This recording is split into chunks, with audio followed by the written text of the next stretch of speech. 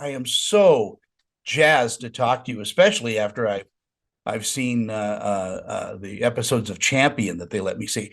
Beautiful show. What a voice you have. Thank you. Thank you so much. I appreciate that. Um, were you surprised at the amount of singing you have to do in this series?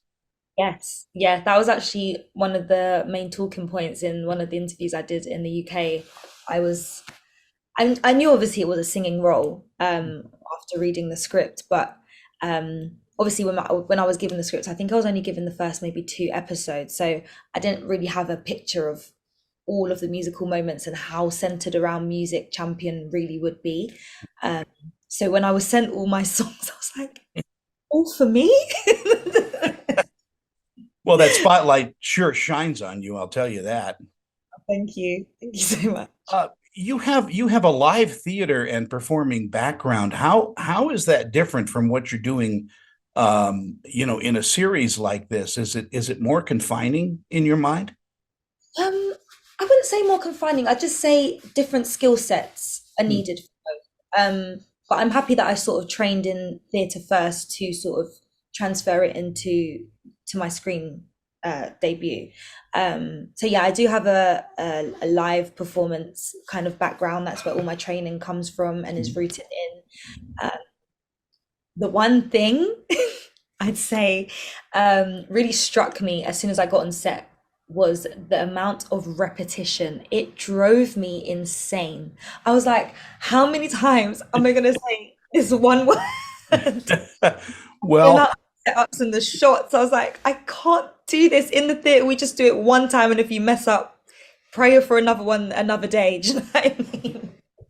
yeah, they do what, 20 takes and different angles and different lengths. And Yeah. it's you've got to go through a song maybe 50, 60 times for it to be right.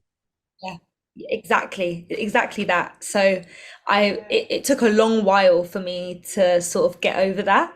But when I realized that it wouldn't be changing anytime soon, I sort of Do you have a secret for keeping your energy and enthusiasm up? Do you know what is for me? Obviously, not every set will be the same, but for me, I feel like what kept me up at all times and what kept my energy up was literally the people around me. My cast were amazing. I can't even describe to you how much I love them. Like, I still talk to every single one of them. I still meet up with all of them as well. Like, they are literally my family, and they are hilarious. So there's no time to be bored on set when you're around those guys. They are so funny. I have been told that the most dramatic, series and films are usually have the funniest casts. Absolutely. That you wouldn't think it by the characters that we play because a lot of them, have really loathsome storylines and really, borderline depressing storylines that just bring you down sometimes, but they are totally the opposite. They're totally so unserious. I, I wanted to comment a little bit about the your costuming is so well done. How does that inform your character? Well, first of all, shout out Cynthia Lawrence. She was the head of costume on Champion. Um, yeah, the vibrancy of Champion is was a big thing for me because at first I saw it and I was like, wow, like I'm loving this vibe. I saw the mood boards, and it sort of really informs. It does inform each character. Like you look at Bulla's character in comparison to like Vita. She's very creative. She's got a really open mind. She writes for people. She sings herself. So you can see that. You can even see, even if you look at her room, like it's so decorative and so bright. And then you look at someone like Bulla, who's meant to sort of be the villain. He's always in black. So there's a lot of like purposeful decisions made there. Very clever. Cynthia's amazing at what she does, and yeah, that was a massive talking point also online about the costume and the set design. There is a moment in this, and I don't want to give anything away to the audience, but this is something they should understand is when you take that mic for the first time, when you get up and you blew me away. I mean, you are just fantastic. Thank you so much. Yeah, was that the the remix song that we do with Billa in the studio. Yeah, Yeah, I love that. That was a Sugar Babes remix. yeah, Um, it's fantastic. I love that song. I couldn't wait to do that song. Now, this series has been very popular on the BBC. Is there an accompanying album for this? I mean, that we can listen to the soundtrack because There you know is, but unfortunately, for some reason, it's not available outside of the UK. So I don't know if that's a conversation that they will be having at some point. It's very disappointing because I was sharing the soundtrack to everyone, like, "Come on, everyone, here's the music," and they were like, "We can't see any uh, of yeah, and I'm sure Netflix has a word or two about that. Well, here's an idea: fly back to England, or if you're Yeah, there already, yeah, and buy a bunch of the albums and just bring it, and sure. we'll So done. we'll sell them at a swap meet. Got it. Yeah. Got you. Uh, and as American audiences discover Champion, we're talking that it's a dramatic series and it's got these dark characters in it, but it still has a wisp of humor through it as well, which is goes to Candace's writing. She is just brilliant. Genius. She's a genius. She had her first book, Queenie, come out, Mhm. which is also being adapted for screen as well. So that's something to look forward to. Um, I think that's later on in the year.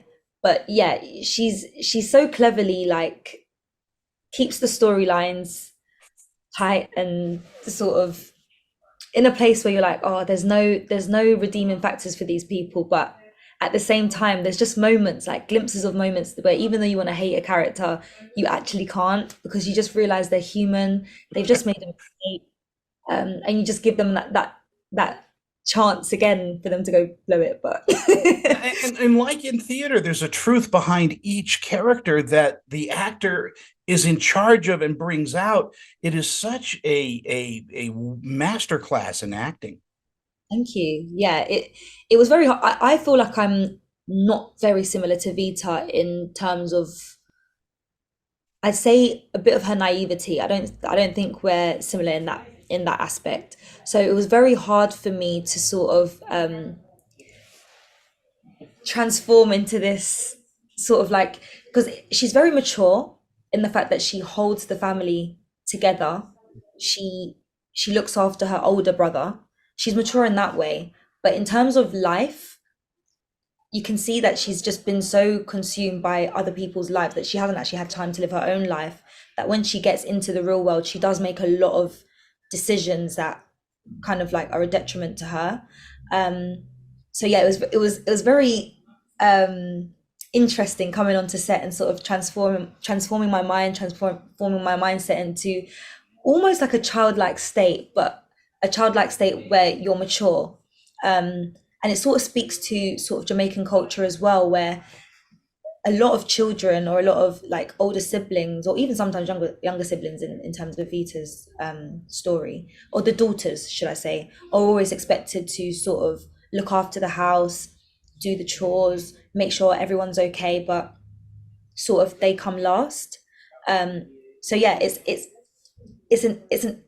unequal in fact in the fact that she's very mature and she can look after her family and she can write for her brother and she can make sure he's okay and sort of calm down his anxiety attacks, but at the same time not have lived enough life to sort of see what's before her and understand life. People like this that have been put in that kind of situation of being a surrogate mother or being the caregiver for everybody but themselves, and it wears at you as an audience to go, God, you got to go out and do it yourself. So we're cheering her on as we go as well. In our final moments, what do you think audiences are going to take away when they discover Champion? Hmm. They're gonna take away a little understanding of like I said before, Black British culture in particular. It is very niche, and especially Black British Jamaicans as well. A very niche way of living, a very yeah, it's very unique. And I love the authenticity that Champion brings to the table, and I love that Jamaicans a lot of the time they feel like when they're being represented on screen, they haven't been represented well. But we've heard nothing but like good reviews back from Jamaicans saying they felt represented, the accents were correct, the culture was correct. Thank you for not filming it somewhere that actually isn't Jamaica, but actually going to Jamaica and filming it there. Because you Yeah. find a lot of time these production companies do that, and they won't go to the actual place where the place is set for budgeting reasons or whatever. But they felt really well represented, and that matters to me because obviously my family are from the Jamaican descent. So yeah, it was important to me that everyone felt represented well. Well, So I love that's that too, that it's very true to the culture, very true to the people, and as a universal show, as a show that talks about everybody, we still, you look at this, you go, we're all in the same boat. We all have the same family members. We're all going through the same stuff. And it's just brilliantly presented. And again, Vita is such she's a wondrous character. It's such a great role for you, and you do so well um, to really bring her to life for us.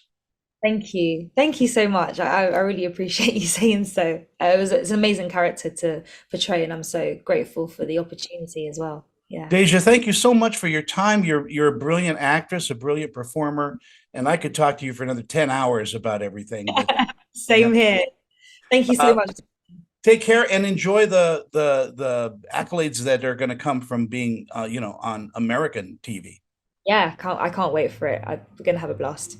Have a wonderful, honestly, have a wonderful You day, and protect your throat. absolutely. Thank you. Bye bye.